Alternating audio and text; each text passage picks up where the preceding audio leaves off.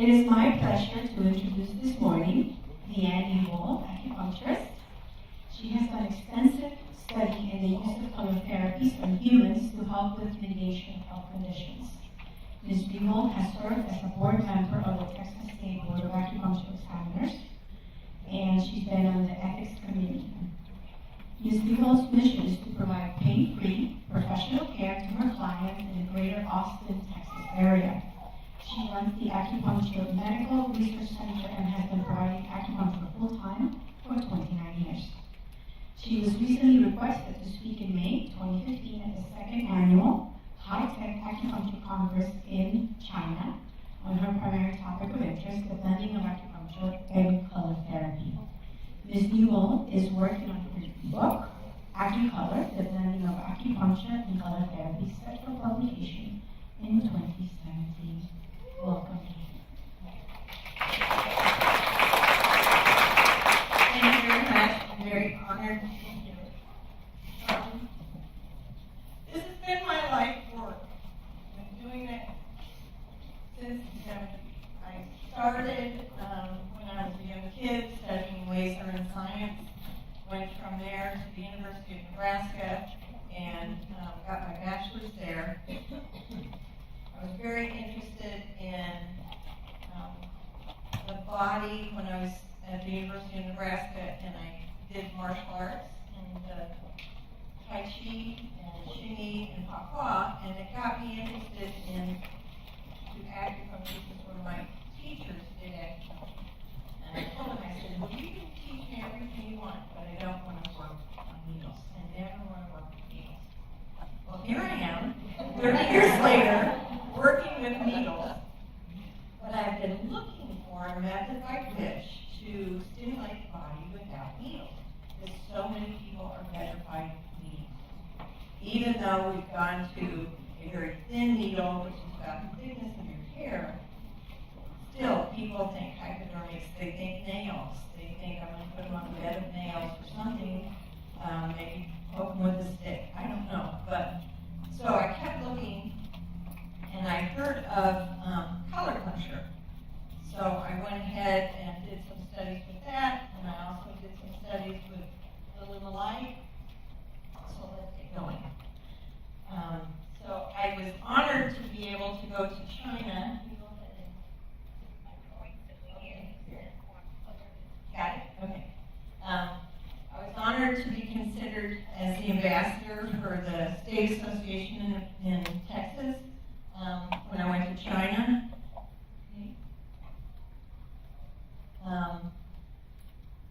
That's just the information as to where I went to acupuncture school. I went to school on Maui.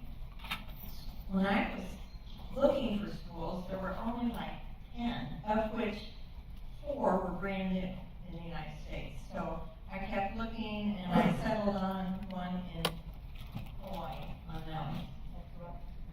It was rough. I could say it was rough. But I truly went there just to go to acupuncture school. I had been there before and didn't like it. And it was a beautiful place to live, but it was so isolated. I grew up on a farm out in the middle of Nebraska, so you could see land as far as you could see. Well, when I got there, I was a little claustrophobic. Okay. So this just gives you a little information about myself. This last year, I was invited to go back to China and speak again. And so what I've done with this talk is I've blended both lectures. So you get to hear what I talked about. So what is light, and how are we influenced with light today? So light is a particle, but it is also a wave. And with color, what you're getting, we're seeing the spectral color.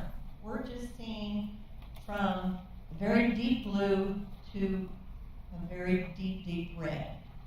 But light itself goes through gamma rays, X-rays, ultraviolet, the infrared, microwaves, and radio waves. And they still put an area that's blank because we don't know there might be more to discover. And this is the component that you have to realize with acupuncture, is we keep discovering more and more and more. Just like there's research in the light and how the light's affecting your eyes, there's more and more research as to why does acupuncture work and how does it work. So we're using infrared in our treatment. With the infrared, we're also using near infrared and far infrared.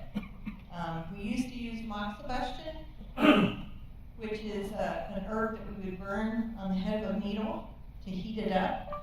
This is a lot better for us just from the standpoint of you're not inhaling the smoke from the burning herb. So laser's being used now. When I was in school, I came down with cervical dysplasia, which is an abnormal cell growth on my cervix. And I went and I did the traditional Western and had it freeze. Went back and got tested about 6 weeks later. It was still there. And I went to my teacher and I said, Doc, is there anything we can do? And he goes, well, I just got this laser. Let's play. And so he gave me a protocol because at that time I was just in school. I mean, the first 6 months, 8 months. And so he gave me a protocol, spleen 6, liver 3, large intestine 4, and I think stomach 36. These are key points that acupuncturists use over and over and over again. And there's just a handful that are tested over and over, and these are the ones that he gave me. So I would go in there once a week and treat myself with a laser for about 30 minutes. I would lay down, stimulate the points, and then lay there because the stimulation with the laser was very, very quick. Went back in after 6 months. I did that for 6 weeks. Then about 6 weeks later, went back in to get tested a second time. And there were no abnormal cells in my cervix. And I thought, wow, there really is something to this. So, colored lasers are now being used on acupuncture points in the ear. A friend of mine is putting on the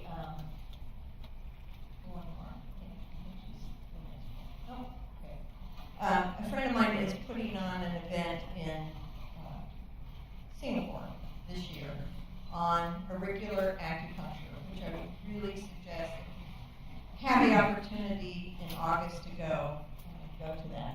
So the colored laser on the acupuncture points is they're finding that yellow used on the tip of the lobe is stimulating the brain. Okay.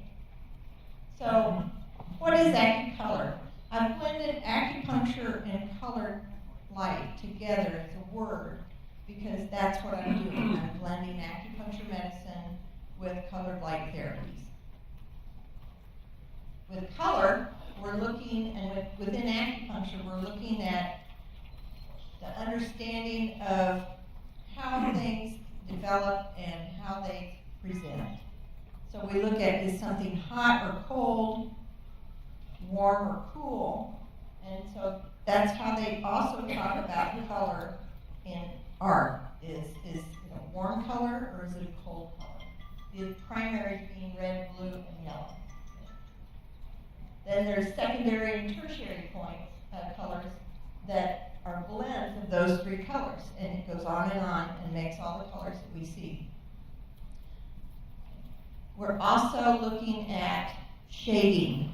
We're looking at how pale or how dark is the color. So I'm going to go into recent research, equipment and theories, some case studies, and some books that I would really recommend. So research in colored light.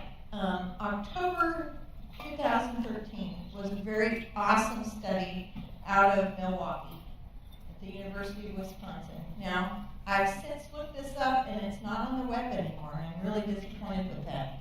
It's a major study using light in medicine. They were finding near-infrared light was repeatedly treating poison-induced blindness in rats. I mean, think about that for a minute. And they found it effective in helping them heal. up to 2.5 times faster. And that was the website that used to be listed. So they also found that it was enhancing wound healing and successfully stopping infection, especially with MRSA, which is one that they've really been nervous about in the hospitals. So both the near-infrared, which is NIR, and the blue light have been found to repair tissues dramatically, and it's acting on the mitochondria. The NIR light is also stimulating a particular enzyme, the cytochrome C oxidase, which stimulates cell repair.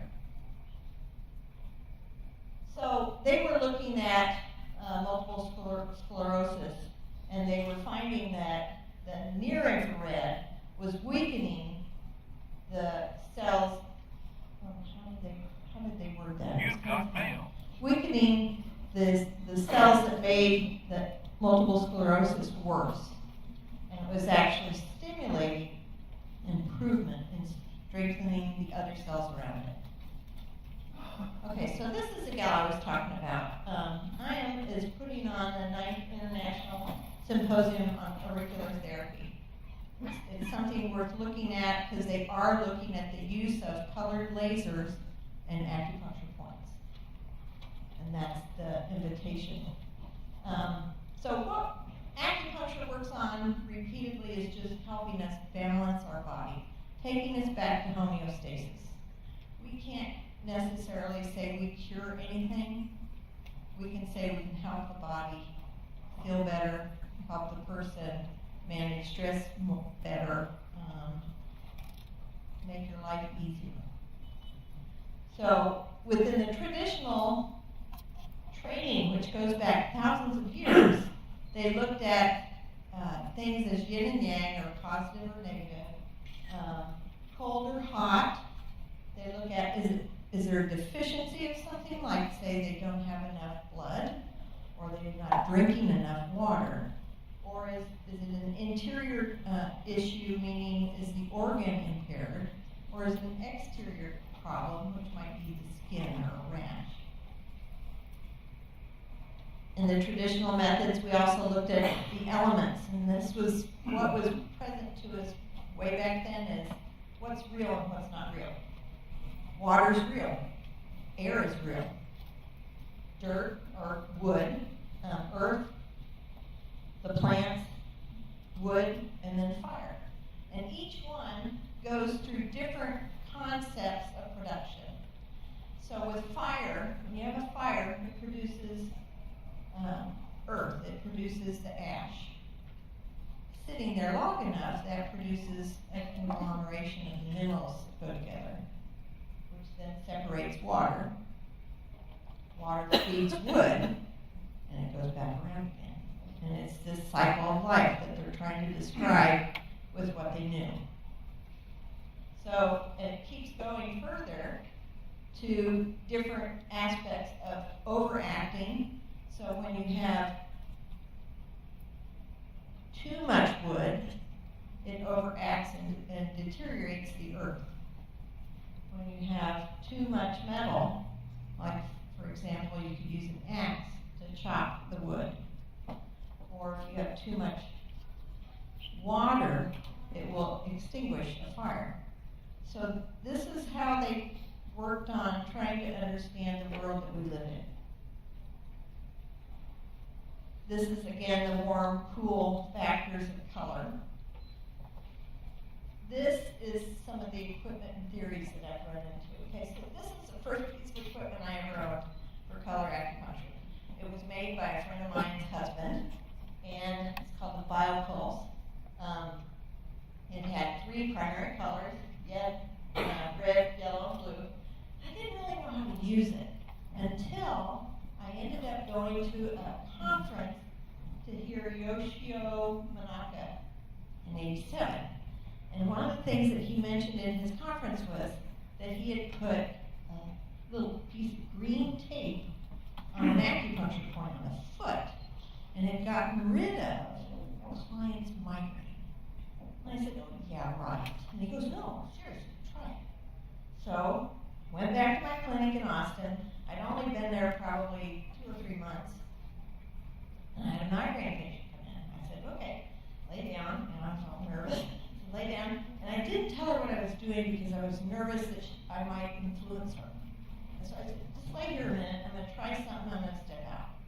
So I put a green piece of tape on liver 2. Now, if any of you know where liver 2 is, it's between the big toe and the second toe, right in that web. And I taped it on there, and I walked out. And I went back about 2 minutes later. I said, he said 2 minutes, I'm going to give her 2 minutes. In 2 minutes, I walked back in and I said, well, how's your headache? She goes, it's gone. What'd you do? And I said, well, let's put some needles in. And I put needles in, gave her treatment. She paid me $35, but I was astounded. I was like, how is this happening? And so I kept playing with my equipment to try and figure out what was going on. At one point, I heard about Manahar, and that she was going to be teaching at a school in Austin, and so I went there to hear her, and she talked about Peter, and I was intrigued. So I bought the equipment, and I bought the equipment that has both the flat lenses and the glass lenses, because I wanted to be able to use both. And I knew that, you put them on the points. That's how she trained me. So I was like, okay, that's what I do. So I took that home and started using it in my practice and found it helpful with several things, but I still didn't understand what I was doing.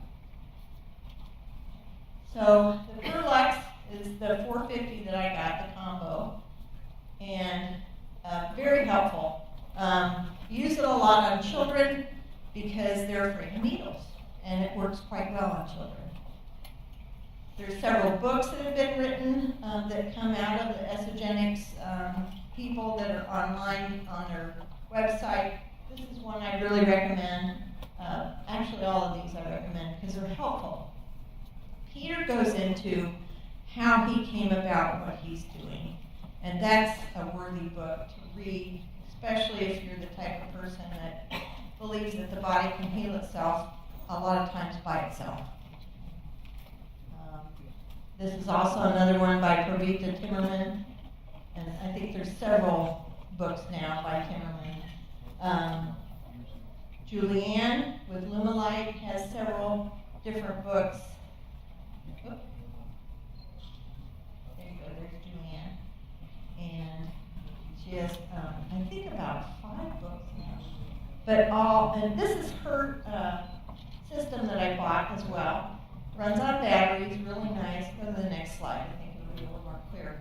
I went in and put in my own labels on the different lenses so I didn't get them mixed up, so I can find them quick. Because I do my treatments fairly fast with the color.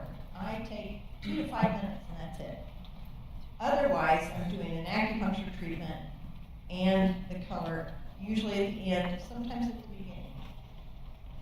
That's Julianne's book, which is also quite helpful. This is a book that changed my world. This is done by Peggy Creelman. It's called The Map is Not the Territory, a heretic's revision of the acupuncture system. And I heard about Peggy, and I ended up going to one of her trainings via Skype, because I couldn't get there, and listened to what she had to say in her talk. And her what she's done is genius. And it's going to change acupuncture. Phenomenal. Because it's actually given us a method by which we can find every acupuncture point within a very brief time, the exact location, and the exact color you want to use. So I'll go into her stuff a little more in a minute, and she's here as well. So Peggy, she's out in Santa Fe, New Mexico. These are a couple other books that I would just recommend if you're looking into color therapy and how to help heal people with color. I will have this whole slideshow on my website probably in June So if you want to go to my website at some point to download this stuff, you're more than welcome. Okay, so now I'm going to be talking about some case studies of clients that I've been working on, say, the last 5 years. Because I finally started to get an idea as to really how to use color with acupuncture. So I had this little girl. I put her case number as .02 because she was only 2 months old.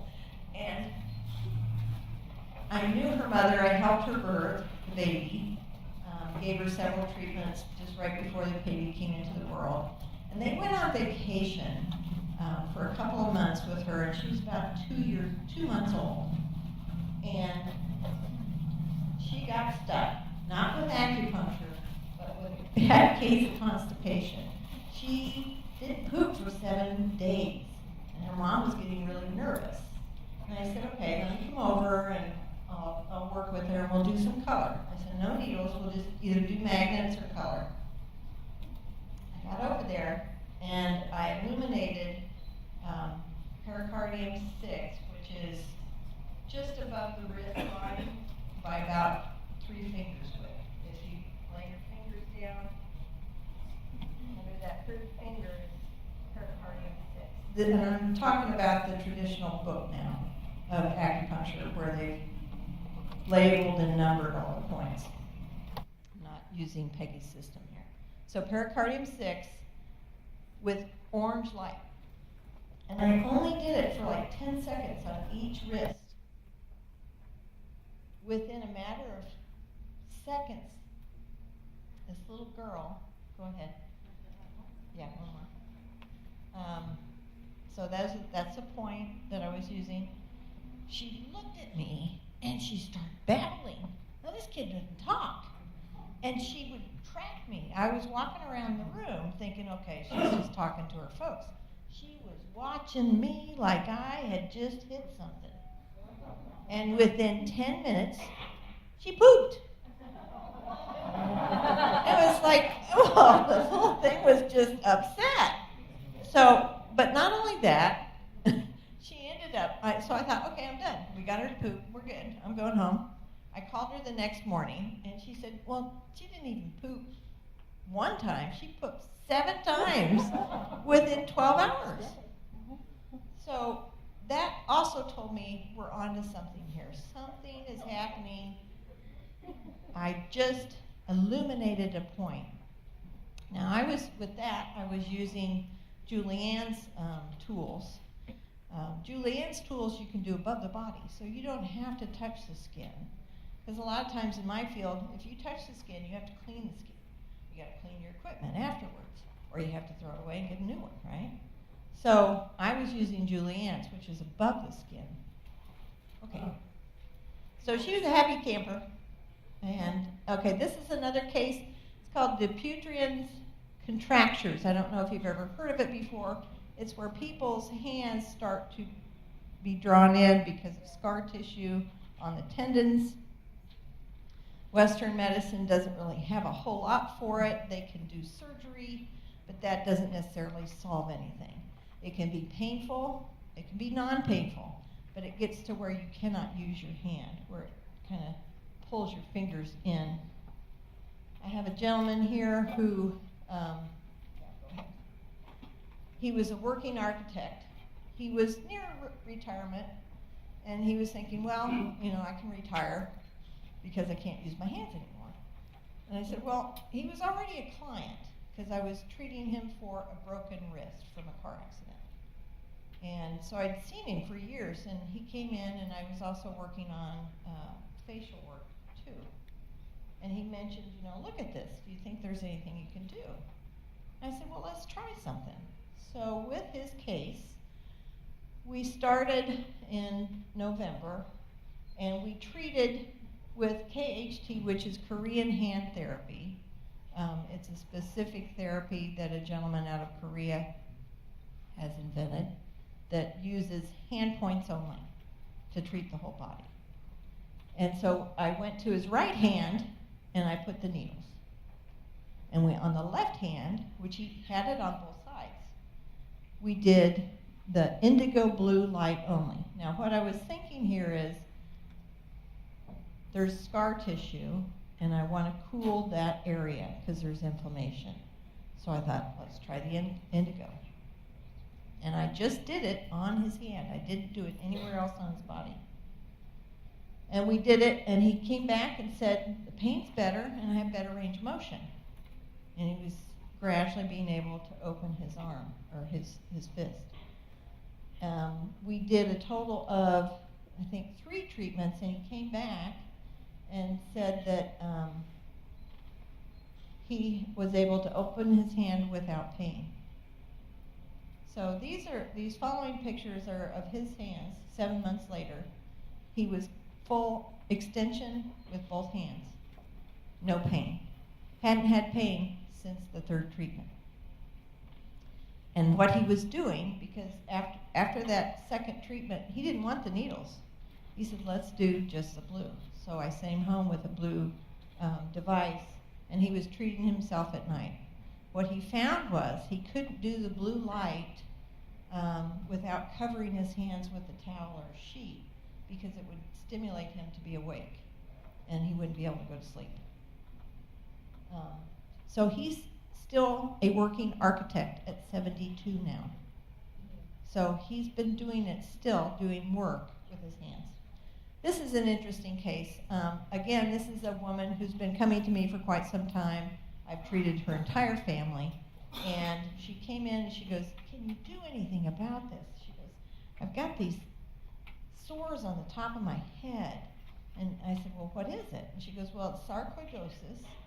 It's where you get these lesions, and they come to the surface skin, but they're also on the organs. And she says, I figure I'm going to die from this, because what she was nervous about was she had it on her face. She had lesions on her face. So people would think she was really sick, and they wouldn't come near her. She also had several around her legs, but she could cover those up with her pants, so she wasn't too concerned about that. But the ones on her face were becoming very, very obvious. And I said, let's try something. So I put some needles in at various points in my usual treatment protocol, and then illuminated her later with adding pericardium 6, again, the one on the wrist, stimulating it with orange, because she had problems with depression. I thought, well, let's at least make her feel better, right? And then we'll do the indigo blue over the lesion area. And so I went down, this was after I removed the needles, okay? Went down, illuminated her legs with the light, less than 2-3 minutes, okay? I'm not doing this long.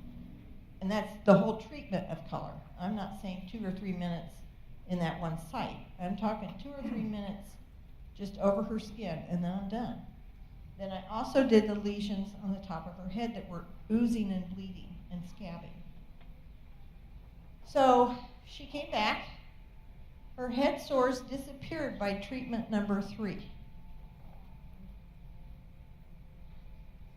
The other sores and lesions completely disappeared by treatment number 8.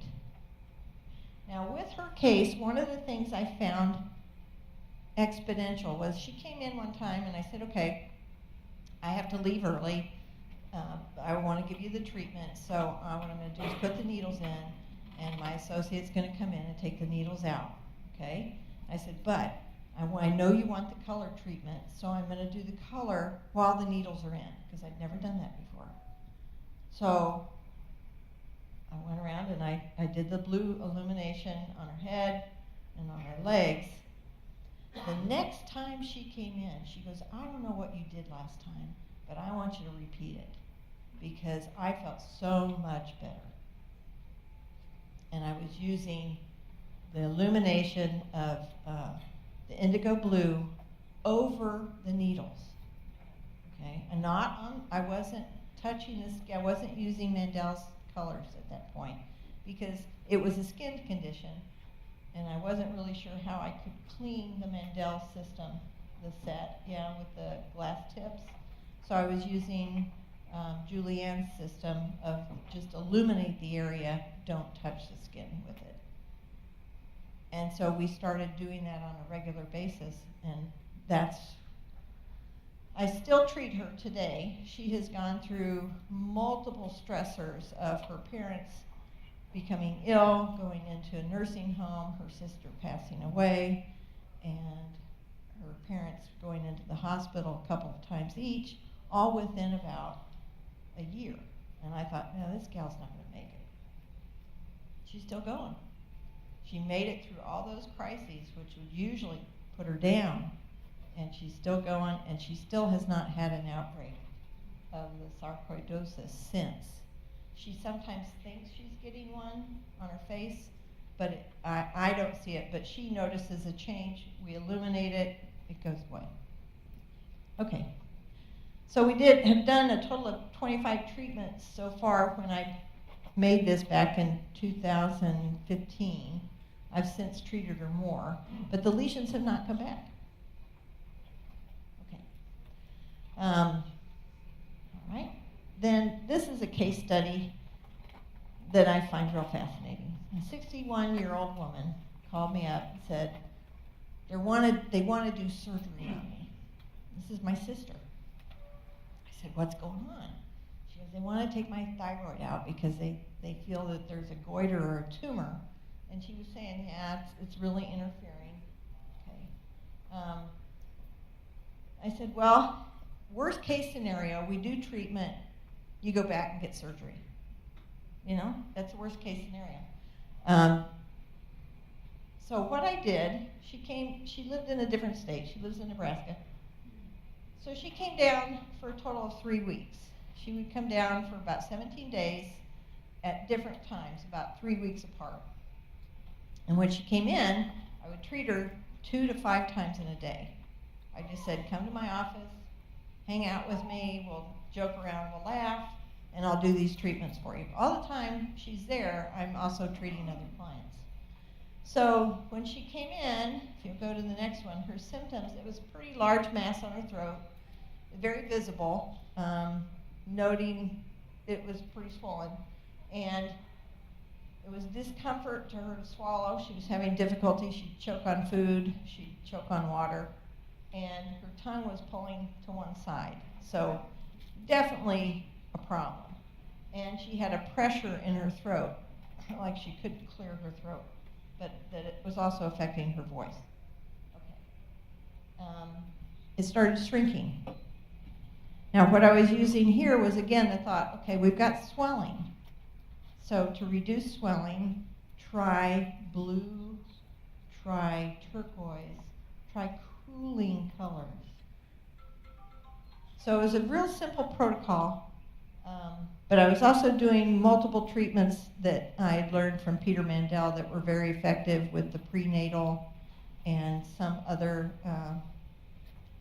treatment protocols that were good for interactions with women and then interactions with men, male and female components. So the first week she went back, she came back, it was smaller, but not gone. So we did another week of treatment, sent her back to Nebraska, then she came back. So we're doing several treatments in a day, which is not a common protocol here in the United States. Usually you're doing 1 or 2, maybe 3 treatments in a week. Okay. She returned to the MD's office after that 3rd week of treatments, and you couldn't even see that it was there. It was still there, but the MD was dumbfounded. Okay. Case 3003. This was a gal that came into my office complaining of continuous stomach pain. They had done MRIs, they had looked at her stomach, they could find nothing. So she came to me, she said, I don't know what else to do. She was an employee of Apple, I think, and so her insurance covered it.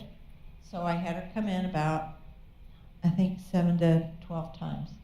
She had depression, she didn't want to eat because when she ate, she had pain. So she got to where she didn't want to eat. After 1 treatment using TH8, which is the thoracic 8, there's a certain protocol that Mandel uses around the torso to stimulate the diaphragm. Okay? After one treatment of his protocol, along with the acupuncture that I set up for her, she got up off the table and wanted something to eat. And she didn't like food.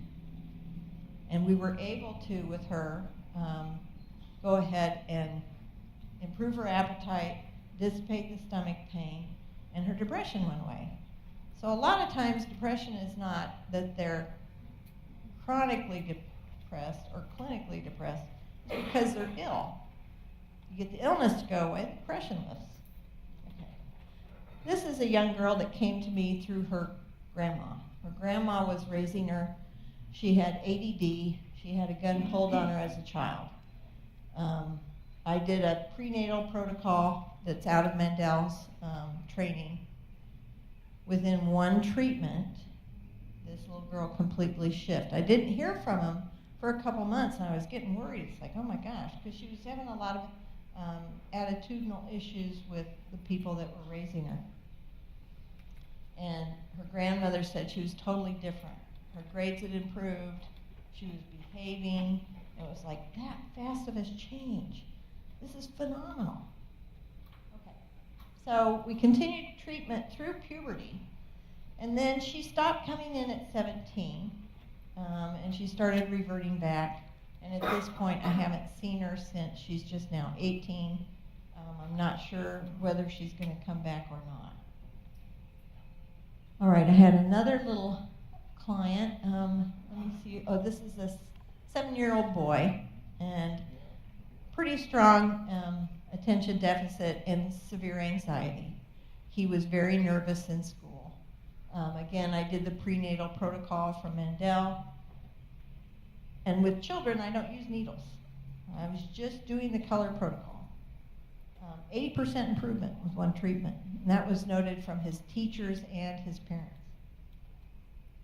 We've repeated it several times. I think I've been seeing him now about 4 years.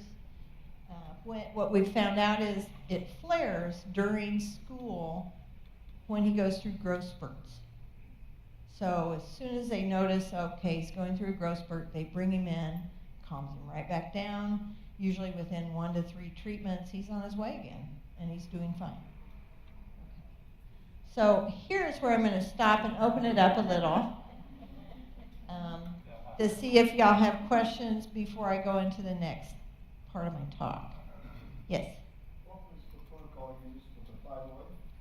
For the thyroid, I just used turquoise and blue color on the throat. Just directly on the foot, not acupoints.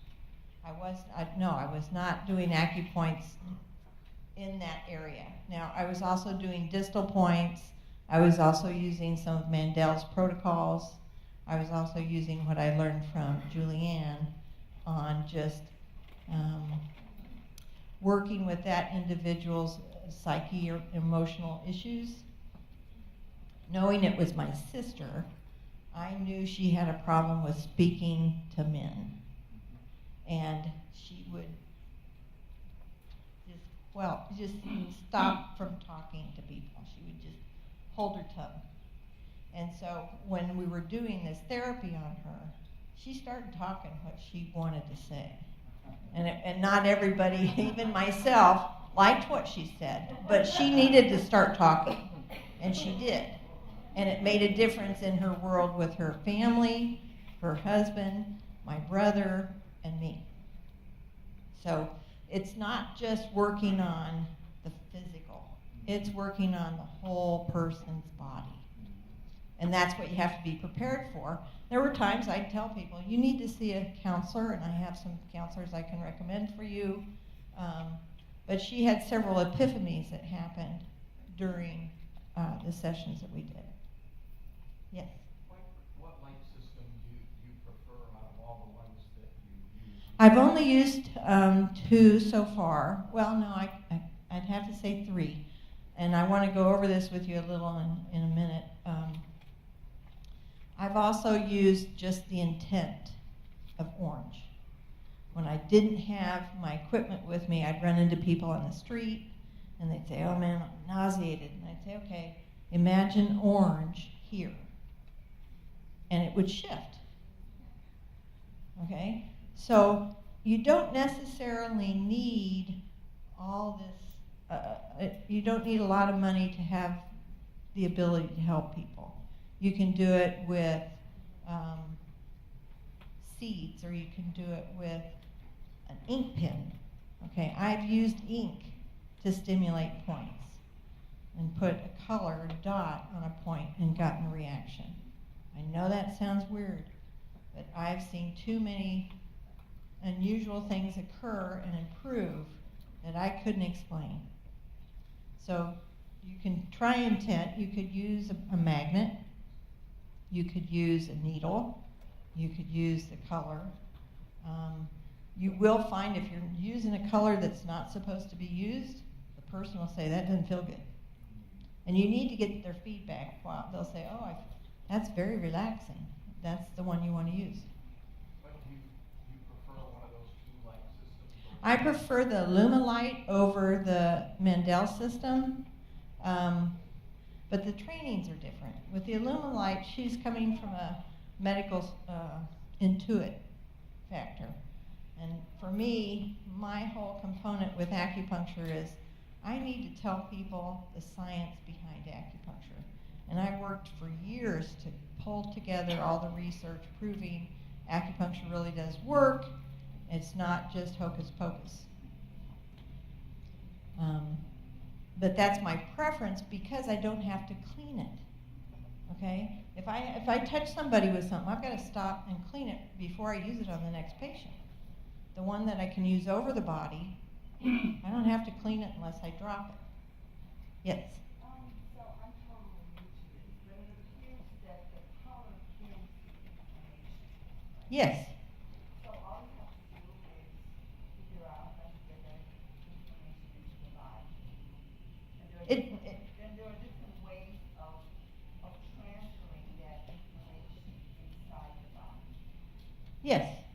Like Yes. touch You could use laser. see the light, You could use light. a piece of tape, Yes. you can get inside. I know it sounds weird. Yes. Right. Yes. It's totally weird. Yes. It sounds woo-woo, and I don't go for woo-woo. I tell you, I don't. And at the same time, I've seen it work over and over and over. And if you want to try it, see if it works for you. If it doesn't, you may not be approaching it properly with the correct points. And that's where I'm saying knowing acupuncture and knowing the acupuncture points really helps. And that's where we're going into the next phase. So let me talk about the next part, and you'll have something to walk away with, okay? All right. So guiding acupuncture into the modern scientific world. So I was in school, and there was a classmate who had had battery acid blow into his eyes. His eyes were red all the time and burned all the time.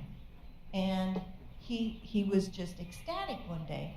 And I went over to him, I said, what's going on, Jerry? And he goes, I found a point that gets rid of my eye pain that makes the redness go away. And I said, well, where is it at? And he goes, well, it's not on an acupuncture channel. I said, well, I don't care. Where is it at? So I labeled it large intestine 13.5. And the reason I labeled it that is because it went with the system I knew, but it was above large intestine 13 by about a half a soon, or a half of an inch. So if you bend your elbow, you have a crease that is created. At the end of that crease, that's a landmark point. That point helps you find other points. And you use the patient's hand size to find the points, okay? So you bend the elbow, lay their knuckles down, you go across their middle knuckles, and the fingers are together, middle knuckles, where your thumb sits is 13, okay? And that's going to be tender. But if you go to 13.5, which is about a ½ inch up, is going to be really tender. And they're going to go, ow! That point treats all eye disorders, from glaucoma to allergy irritation to dry eyes. Okay. Then there's another point that I discovered. So that's Jerry's point, 13.5, large intestine. Up from that about 2 inches is a primary point that treats the sinuses. So I use these 2 points all the time with my allergy clients, my clients that come in with headaches that are behind the eyes. Very effective. The sinus one is further up. The sinus one, so 13.5 is for the eyes, and then about 2 inches up. And all you have to do, if somebody's having pain, you feel for that point, because when you find it, it's like, ow. Is it always on the left arm? No, it's both sides. So so you kind of play with that. Anyway, with finding this, I started using color on these points as well as other points to see, well, how is it going to affect it? Okay. So, and then the old charts, okay, I spent years memorizing these old charts. I mean, it took me forever to memorize where that point was, what it did, how deep it was, and what angle to put the needle in, and how much to stimulate it. And what we're finding is that it was such a strange arrangement. There was no consistency to it. You know, you'd start with lung 1 up here, then lung 2, and then you jump over here 3 inches later, and you're going, wait a minute, what happened to all the points in between? Where are they? What are those used for? Well, this is one of the things that Peggy has discovered, and she has mapped out the entire acupuncture channels by tapping. She's got a book out that I really recommend. Go ahead. Why was she doing this? She was curious. She just kept asking, why does that happen? Why are there only 12 channels in acupuncture when you have 5 and 5 fingers? So that shouldn't there be 10? 10 to each hand, 10 to each foot. Well, yes, there are. Okay. So she's trained in traditional Chinese medicine, but she also trained alongside a chiropractor, and that gave her the understanding of using muscle testing. And it was the curiosity of what's the difference when you're on the channel, when you're off the channel. And this took her years. I mean, I'm not talking, this took her years, because what we knew as what was the method by which you diagnose, which is finding the pulses on the body and looking at the tongue and looking at what else is going on with the individual and where is the pain. But she kept recording her response that she found. And it's a recording of what we call the scientific action potential. Action potential. So why is this so important? Active potential in physiology is a short burst, a very short lasting event that can be felt in the electrical membrane of the cell's potential, where it rises and falls, following a consistent trajectory. And it's the same over and over and over. And this is what she's charted. So how do we prove that these new channels and points exist? Testing, testing, testing, and more testing. She was able to track this reactive, or it's actually active potential, between 2 sets of points over and over and over again, and came out with a diagram of what she's found. So this is her book, and these are the old channels as we know them. This, even though it's kind of a modern body description, there's new charts that need to be created, and she's broken the acupuncture code. Okay? Okay. Go ahead. So this is how the face looks now with acupuncture points. And she's coated it with colors. And there's a reason for that. Because that is the color that that point reacts to. Okay? Go ahead. She's got 5 channels on the top of the foot, 5 channels on the back of the leg.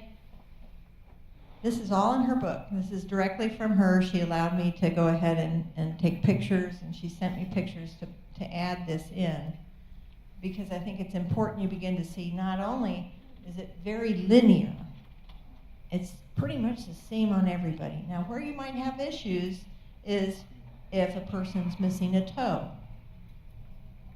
or a finger. You know, what do you do then? Try the other side. Try the bilateral side. And it's also got color coding.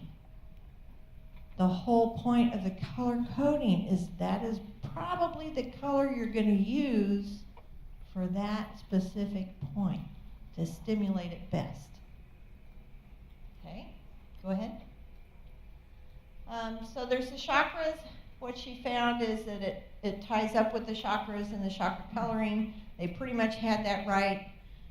One of the things that I studied in 1987, I went over to the British Acupuncture Association meeting, and they found that there are people that we call hypersensitives. Within acupuncture, what that means is you squeeze the ends of their fingers and the ends of their toes, and they feel the entire channel.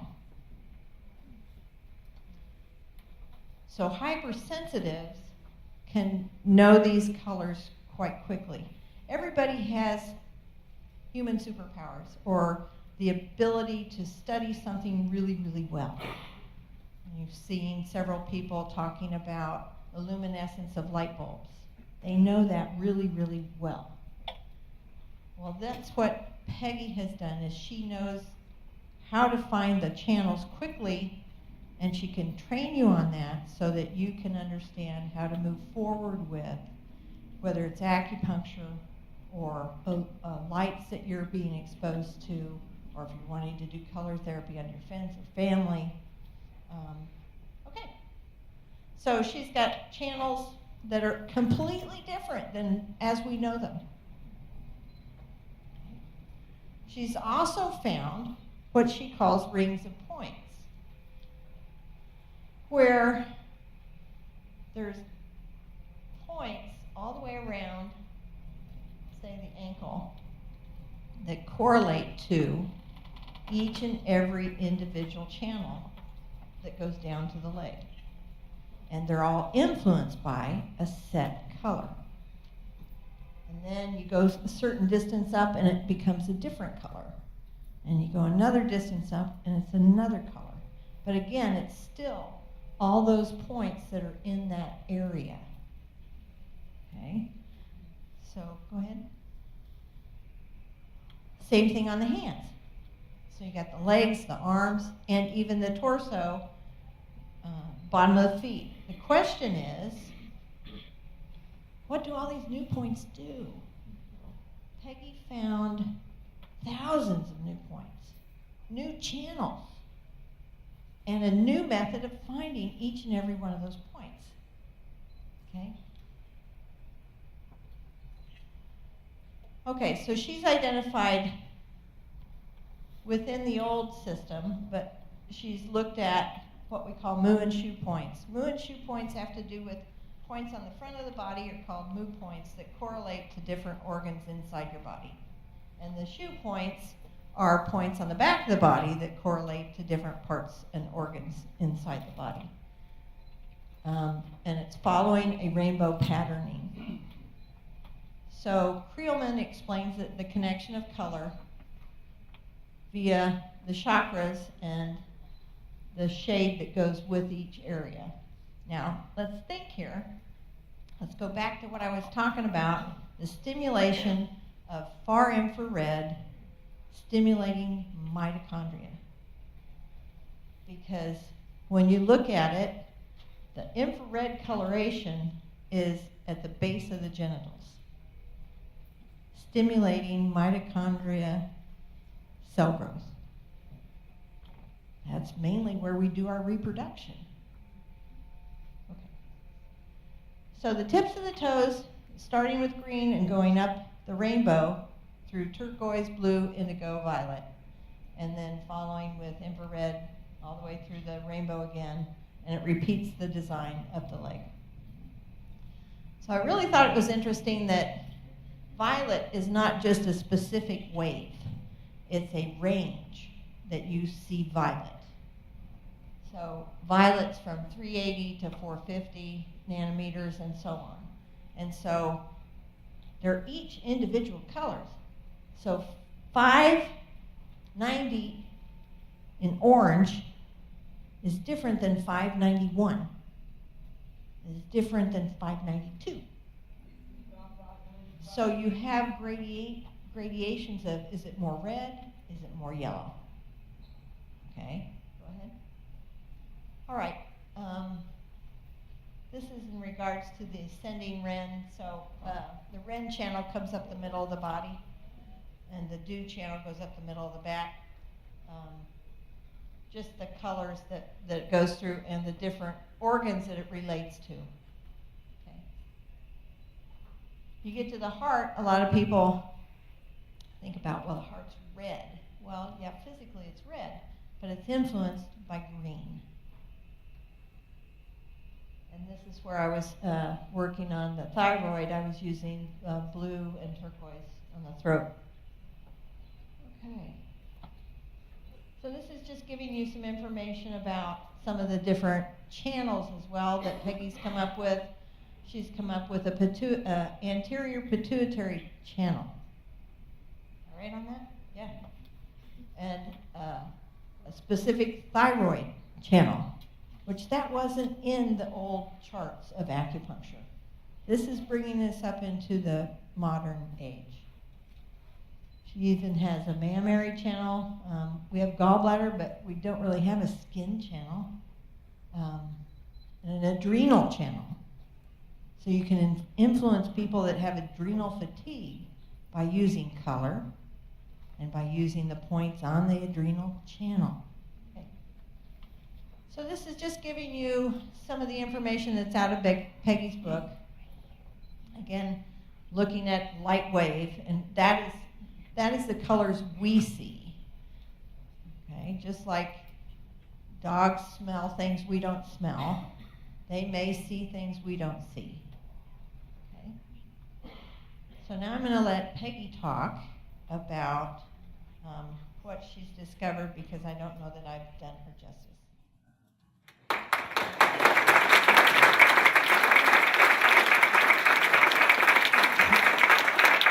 Hello, everybody. So I also graduated from acupuncture school in 1987, and in 1999 I took the applied kinesiology course to become a certified applied kinesiologist, which is the gold standard for muscle testing. So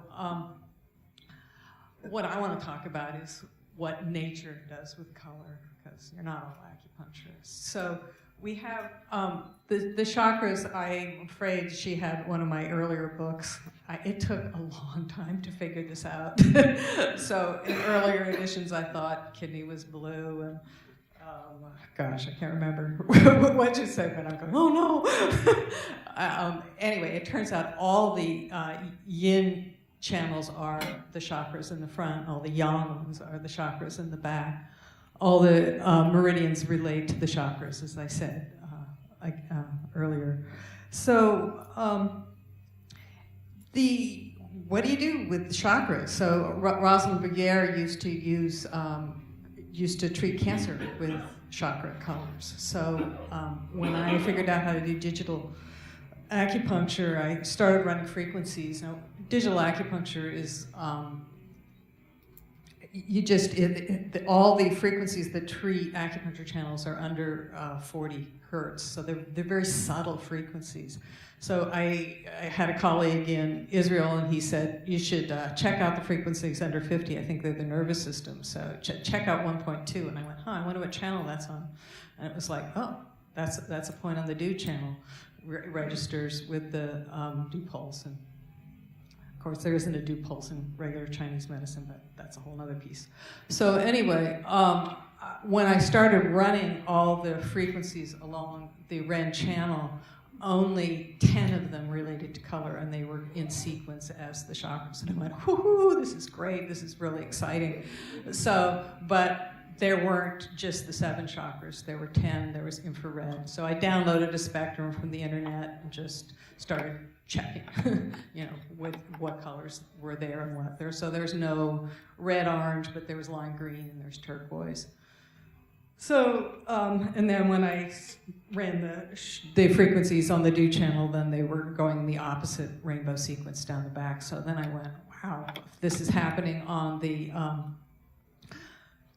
Ren channel, is it also happening on the acupuncture channels on the legs and arms as well? And sure enough, every 3rd or 4th point, just as on the torso, was relating to color, and again, it was a rainbow sequence going up. And so I thought, wow, this is so cool.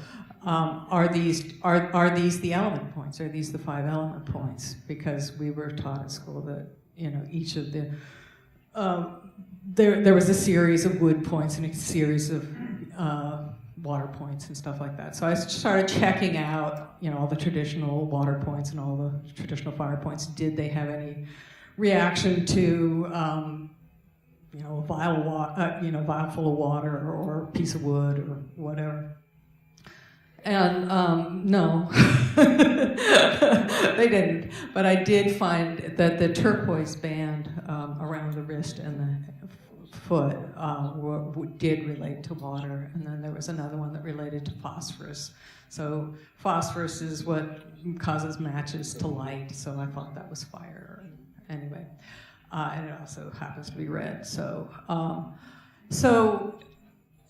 we had element points. What was also exciting about the element points is that the element points, the early element points, turned out to be nitrogen, sodium, primordial soup elements rather than traditional points. So if, I just had supplements of copper and magnesium and all of that, and then I would just test, and consistently certain bands would relate to certain elements. So instead of having 5 elements, we've got 20 or 30 or whatever. So I couldn't find any correlation with regular Chinese 5-element theory. It may be there, but I just didn't find it. So when I started then with the chakra points, I would download pictures of people with all different kinds of cancer, stomach cancer, liver cancer, you name it, and then run the frequencies on the channels, the shu points, the mu points, and consistently the chakra points were the ones that most stimulated vials relating to tumor cells and the area on the cancer itself. So the chakra healers were right that the chakras are themselves seem to be good points for cancer. So, don't have case histories. I do work with that with people who tend to have it. Go ahead. I'm just thrilled that you're here. I think if you have the opportunity, you've done great work. You've started something that is going to go a long ways. You're welcome. Thank you. Diane is just totally championing me. I'm just the nerd in the back room because nobody's ever going to pay attention to me, and she just says, you got to do this, you got to do this. She figured it out, and we have her to thank. Thank you.